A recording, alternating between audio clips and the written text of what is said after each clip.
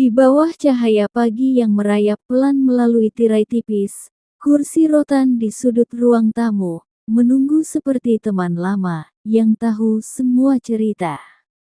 Ia tidak pernah berpaling. Di kursi itu duduk seorang pria bernama Pak Rahman, yang rambutnya sudah naungan perak, tangan-tangannya berurat seperti peta, dan matanya selalu menengok ke satu sudut rumah yang tak pernah kosong dari kenangan.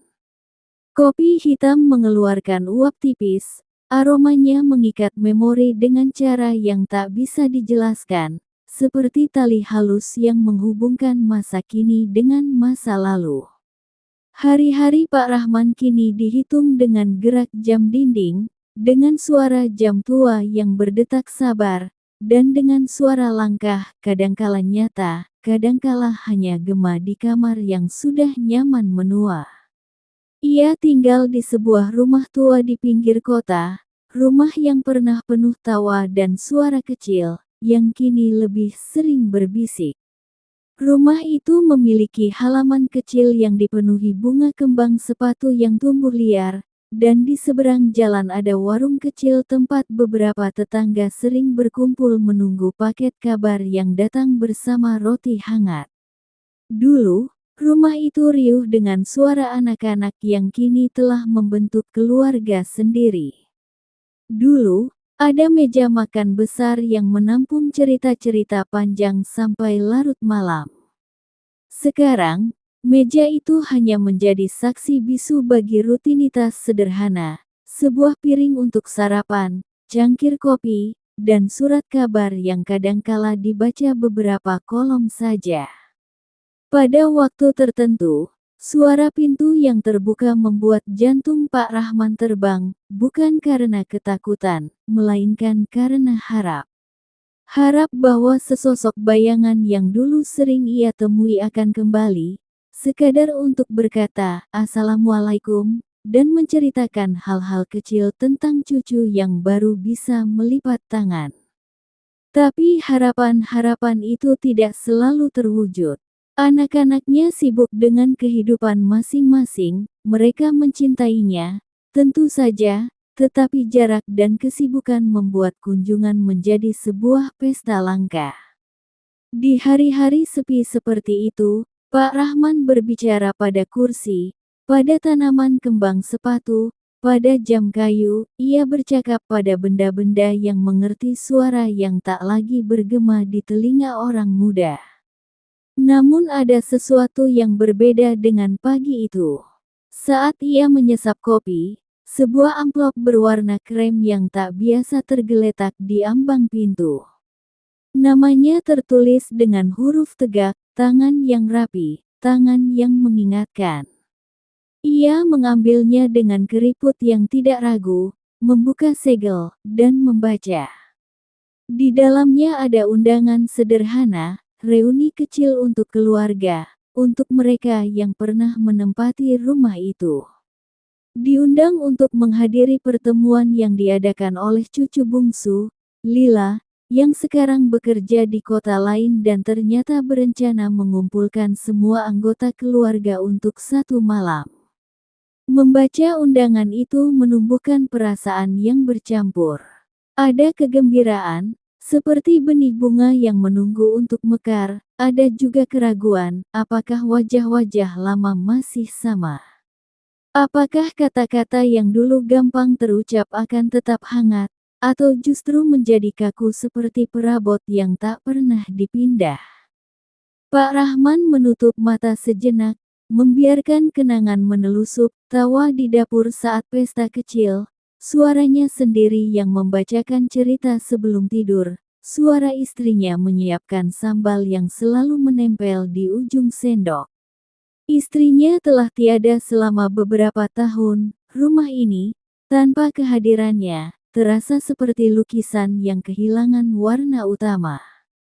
Namun undangan itu datang sebagai peluang, untuk menyulam kembali potongan-potongan yang sempat terlepas. Persiapan untuk hari reuni menjadi sesuatu yang kecil namun syarat makna. Ia merapikan lemari, membuka kotak-kotak surat lama, menemukan foto-foto yang pernah tersimpan rapi di bawah papan meja. Di antara foto-foto itu ada sebuah gambar yang membuat matanya berkaca-kaca. Foto keluarga saat muda, semua tersenyum, di depan rumah yang sama. Ia mengenali gigi yang hilang, rambut yang kini memutih, lengan yang kini rakus memegang tongkat. Dalam foto itu istrinya tersenyum penuh, mata yang menerawang seperti cahaya lampu yang tak pernah padam. Ia berbicara kepada foto itu, seperti biasa, menyampaikan hal-hal kecil, nanti malam Lila akan datang. Kita akan bertemu lagi. Hari reuni tiba dengan langit yang bersih. Tangan Pak Rahman terasa berat saat ia melangkah keluar, tetapi ada kekuatan yang mengalir dari ingatan bahwa ia akan melihat orang-orang yang memiliki bagian dari hidupnya. Di halaman rumah, kursi-kursi ditata, meja di luar diisi dengan makanan sederhana yang dibuat oleh tetangga, kue, nasi tumpeng kecil, dan berbagai lauk yang mengingatkan pada pesta-pesta kecil masa lalu. Suara-suara mulai datang, suara sepeda yang menepuk aspal, suara sepatu yang menapak, suara tawa yang membuncah seperti riak di air. Masing-masing wajah membawa cerita, anak yang sukses, cucu yang vokal, saudara yang jarang berkunjung, semua ada di sana, seolah-olah rumah ini memanggil mereka pulang. Lila datang terakhir. Ia berjalan dengan senyum canggung, menyampirkan tangan lewat hangat pada bahu ayahnya yang telah menua. "Pak, kau baik-baik saja?" tanyanya lembut. Suaranya seperti rekaman, sama seperti dulu, namun ada nada hidup yang menandakan bahwa ia sudah kuat menjalani hidup. Mereka saling memandang, dan dalam pandangan itu ada pengakuan yang panjang, pengakuan tentang waktu, tentang kesalahan, tentang kegembiraan yang tak pernah hilang. Di sanalah, di bawah pohon kembang sepatu yang menutup langit seperti payung kecil, cerita itu mulai mengalir. Cerita pertama datang dari bapak mertua yang kini tinggal beberapa rumah dari sana. Ia bercerita tentang masa muda, ketika semua orang berkumpul untuk menyanyikan lagu rakyat, ketika listrik padam tidak membuat hari menjadi gelap melainkan jadi momen berkumpul. Cerita lain datang dari tetangga yang membawa foto-foto lama, dari sepupu yang membawa sebuah kotak berisi surat-surat yang tak dikirim, dari seorang sahabat lama yang tiba-tiba muncul membawa gitar tua. Ada tawa yang meledak, ada juga air mata yang jatuh tanpa diundang. Pak Rahman menyadari bahwa setiap cerita adalah benang yang menyambungkan satu kehidupan pada kehidupan lain. Ia belajar bahwa ingatan bukan sekadar museum perasaan, melainkan jembatan yang memungkinkan kita menyeberang ke sisi lain, ke dunia yang penuh manusia. Pada malam itu, di meja makan yang penuh, perbincangan bergeser ke topik yang selalu mengundang canda, kenangan bodoh masa muda, rahasia kecil yang kini dibuka karena usia tak lagi memungkinkan untuk menyimpan beban. Lila duduk di samping ayahnya, menatapnya dengan kagum. "Pak, kau masih ingat waktu kita tersesat di pasar malam?" tanya Lila sambil terkekeh. Pak Rahman tertawa, suaranya serak, namun matanya memancarkan kebahagiaan yang dalam. Ia bercerita tentang kehilangan arah, tentang cara istrinya mengatasi panik, tentang bau sate yang menjadi petunjuk pulang.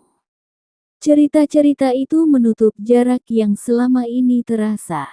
Di sela-sela cerita, ada momen ketika seorang cucu bertanya tentang sesuatu yang lebih dalam, tentang apa arti pulang bagi seorang kakek.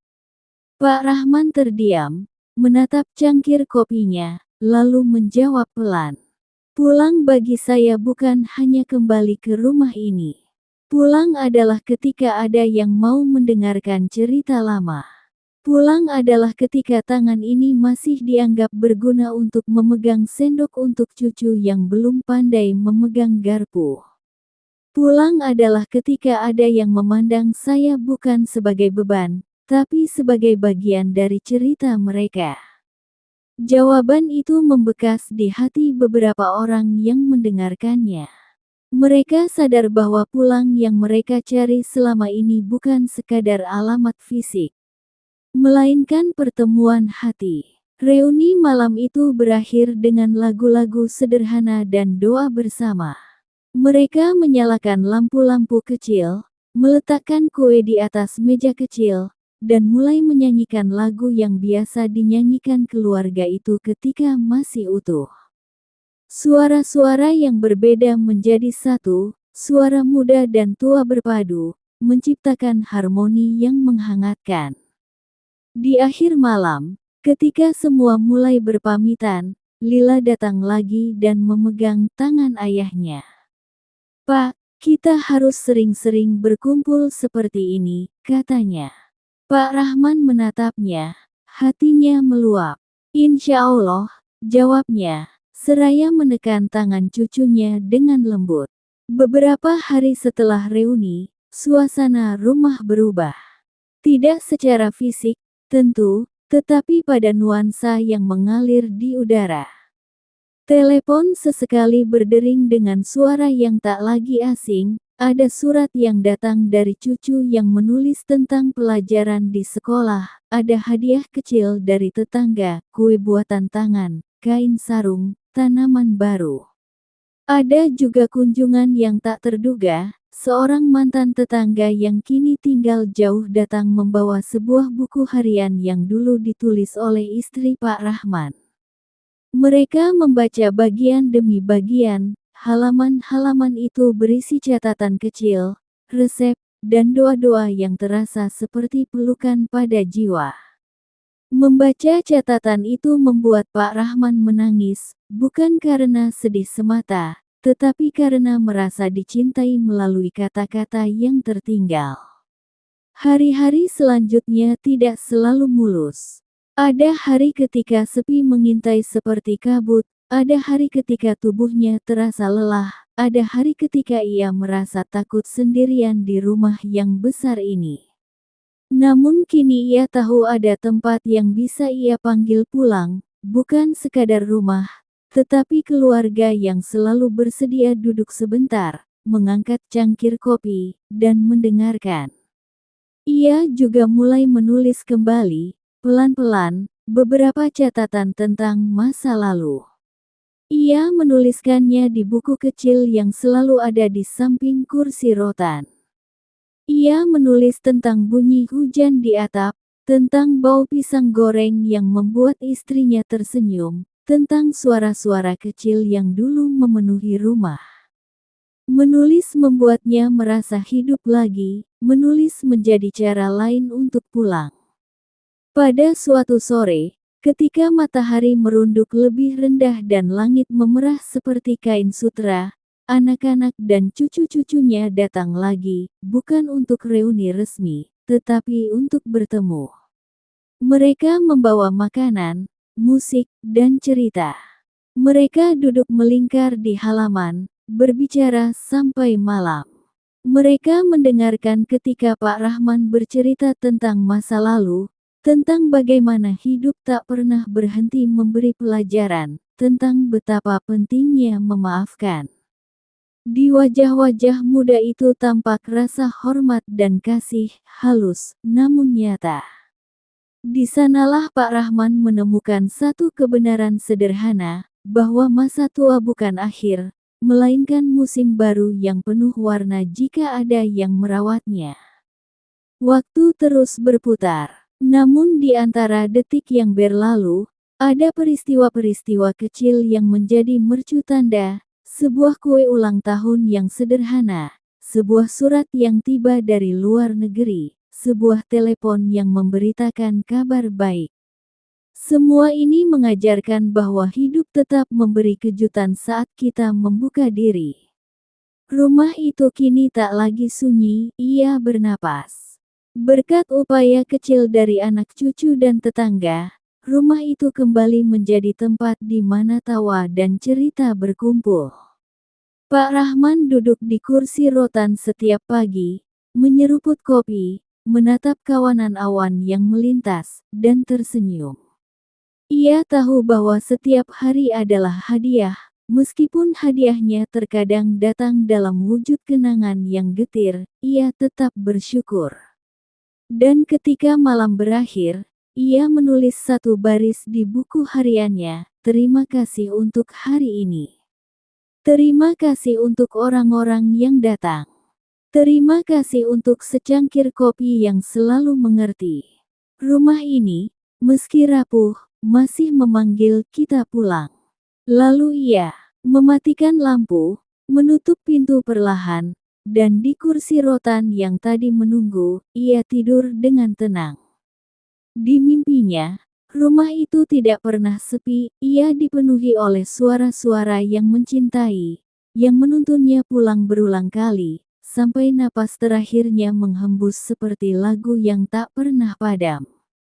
Pagi berikutnya datang dengan langkah yang sangat pelan, seolah ia tidak ingin mengganggu ketenangan yang baru saja tumbuh di rumah itu. Pak Rahman terbangun sebelum azan subuh, kebiasaan lama yang masih setia tinggal bersamanya. Ia duduk perlahan di tepi ranjang, menarik napas panjang, dan untuk pertama kalinya dalam waktu yang lama, dadanya terasa tidak sesak. Ada kelelahan di tubuhnya, tentu saja, tetapi ada juga rasa penuh, seperti gelas yang akhirnya diisi kembali setelah lama dibiarkan kosong. Ia melangkah ke ruang tamu, menyalakan lampu kecil, dan duduk di kursi rotan yang sama. Kursi itu berderit pelan, bunyi yang sudah ia kenal seperti suara salam. Ia menatap halaman yang masih basah oleh embun, dan pikirannya kembali ke malam sebelumnya. Wajah-wajah yang datang, suara tawa, obrolan kecil yang tak perlu diburu waktu. Semua itu masih terasa dekat, seperti aroma kopi yang tertinggal di udara meski cangkirnya sudah kosong. Pak Rahman mengambil buku kecil dari meja.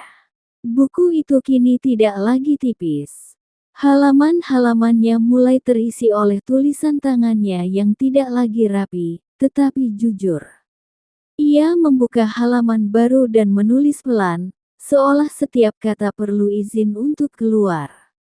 Ia menulis tentang pagi ini, tentang perasaan ringan yang jarang ia rasakan, tentang keyakinan kecil yang tumbuh bahwa hidup belum selesai bercerita.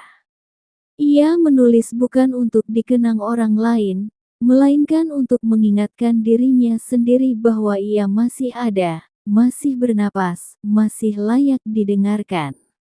Setelah azan subuh berkumandang, ia berdiri dengan sedikit susah payah, berwudu, dan menunaikan salat dengan gerakan yang sederhana.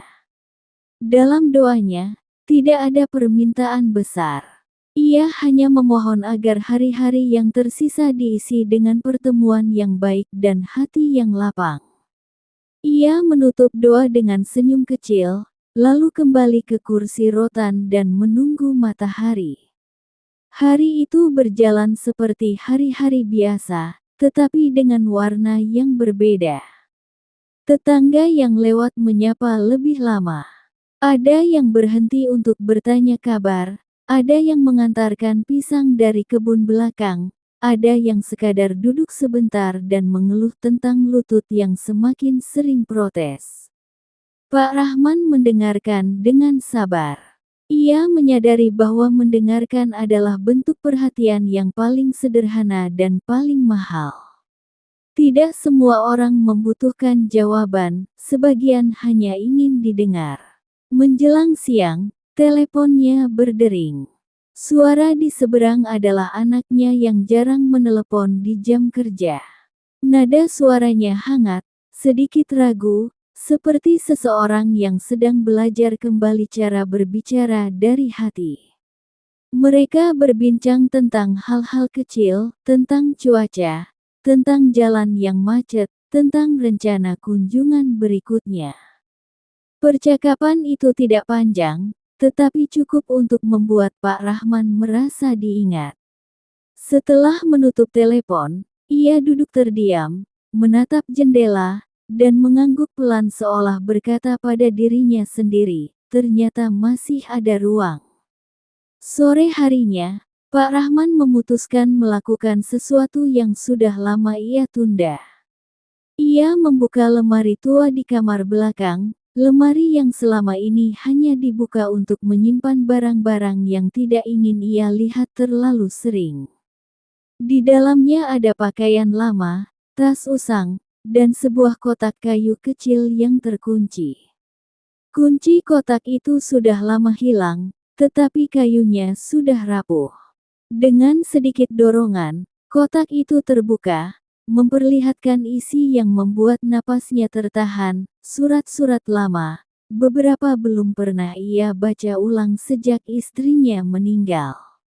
Ia mengambil satu surat dan membacanya perlahan. Tulisan istrinya selalu miring sedikit ke kanan, seperti seseorang yang menulis sambil tersenyum. Surat itu sederhana, tentang belanja di pasar, tentang tanaman yang layu, tentang harapan agar anak-anak kelak pulang. Membaca surat itu membuat waktu terasa mengerut. Pak Rahman merasakan kehadiran istrinya di ruangan itu, bukan sebagai bayangan yang menyedihkan, tetapi sebagai kenangan yang menenangkan. Ia menutup mata dan berbicara pelan, seolah istrinya duduk di kursi seberang. Rumah ini masih berdiri, katanya lirih. Anak-anak masih ingat jalan pulang. Malam datang lebih cepat dari yang ia duga. Ia menyalakan lampu, memanaskan sisa makanan, dan makan dengan tenang. Tidak ada televisi, tidak ada radio. Ia memilih keheningan yang kini tidak lagi menakutkan. Di sela-sela suapan, ia memikirkan masa mudanya, bagaimana dulu ia selalu terburu-buru, merasa waktu tidak pernah cukup. Sekarang, waktu justru terasa luas, dan ia belajar mengisinya dengan hal-hal kecil yang bermakna. Hari-hari berikutnya membawa perubahan yang halus tetapi nyata. Anak cucunya mulai bergantian berkunjung, tidak selalu lama, tidak selalu dengan agenda besar. Kadang hanya duduk sebentar, minum teh, lalu pamit. Tetapi setiap kunjungan meninggalkan jejak hangat. Rumah itu mulai kembali hidup, bukan dengan keramaian, melainkan dengan kehadiran yang tulus.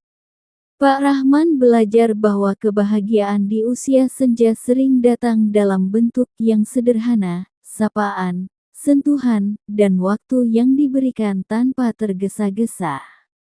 Suatu siang, Lila datang sendiri. Ia membawa buku gambar dan beberapa foto cetakan. Mereka duduk berdua di ruang tamu, membuka foto-foto lama, dan tertawa kecil melihat gaya rambut yang kini terasa lucu. Lila lalu mengeluarkan buku gambar dan meminta Pak Rahman bercerita. Ia menggambar sambil mendengarkan, menangkap ekspresi, benda-benda kecil, dan suasana rumah. Pak Rahman terharu melihat keseriusan cucunya.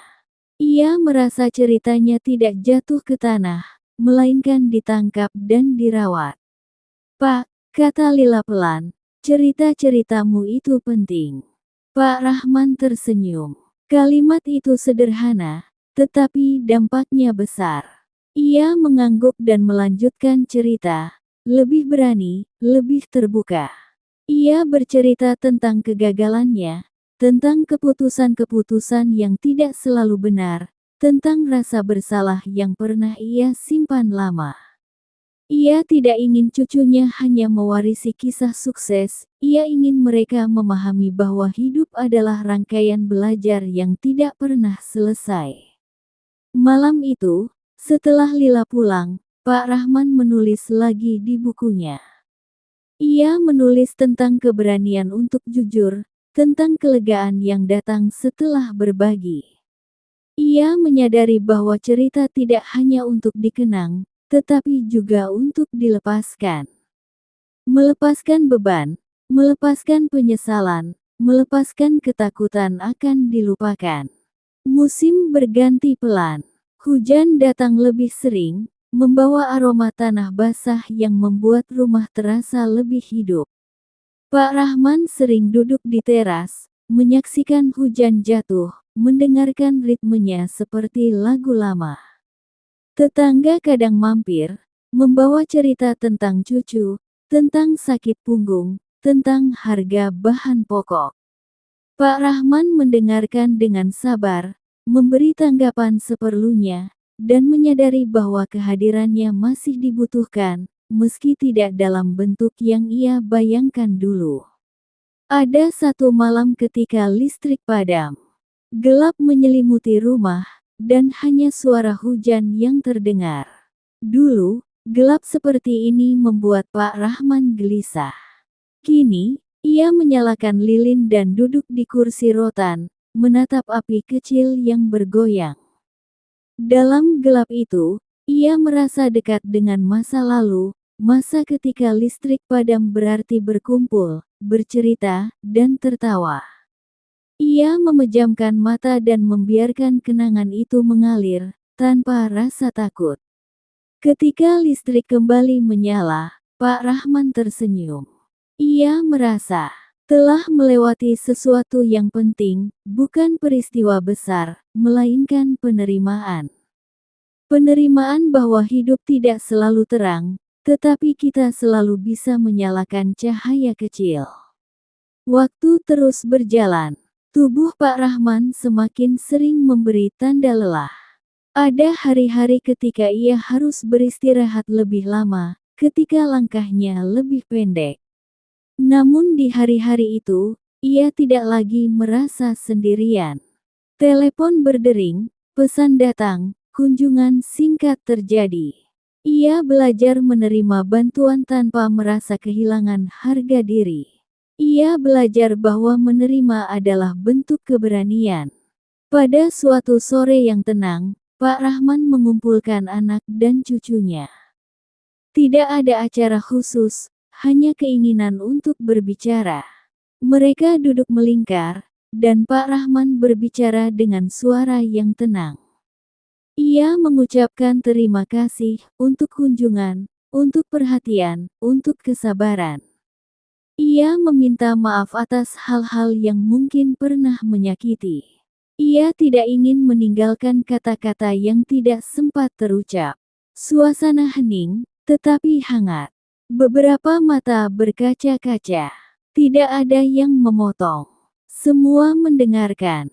Setelah itu, mereka makan bersama.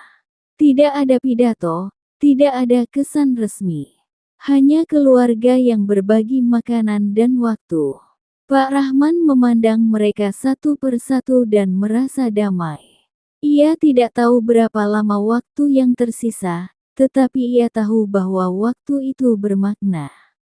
Malam turun perlahan. Setelah semua pulang, Pak Rahman duduk di kursi rotan, membuka buku kecilnya, dan menulis baris terakhir untuk hari itu. Jika suatu hari aku tak lagi duduk di sini, tulisnya, ingatlah bahwa aku pernah menunggu dengan hati penuh, dan penantianku tidak sia-sia. Ia menutup buku, mematikan lampu, dan berbaring dengan napas yang teratur. Di luar, angin bergerak pelan, membawa suara daun.